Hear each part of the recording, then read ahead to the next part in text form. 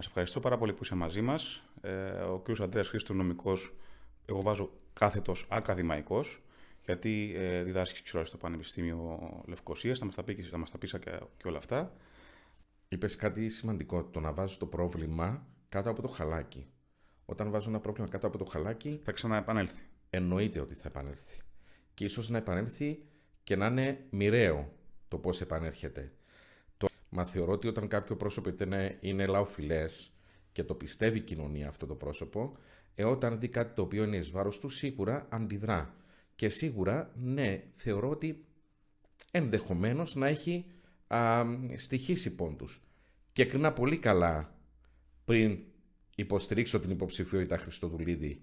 Δεν έχει γίνει εν μία νυχτή και με κλειστά τα μάτια και δεν έχει γίνει έχοντας μου υποσχεθεί ο Χριστοδουλίδης ή οποιοσδήποτε στο περίγυρο το οτιδήποτε. Γιατί και οι βουλευτές έχουν συγκεκριμένη θέση και οφείλουν να μην είναι απλώς για να αρέσουν στους πολίτες τους, οφείλουν να λειτουργούν για τους πολίτες, για το συμφέρον των πολιτών, γιατί νομοθετούν για αυτούς. Τι θα κάνεις στις επερχόμενες βουλευτικές? Δεν θα κατέβω. Είσαι σίγουρος? Γιατί κάποτε λέμε ποτέ μιλες ποτέ. Είναι λυμμένη απόφαση.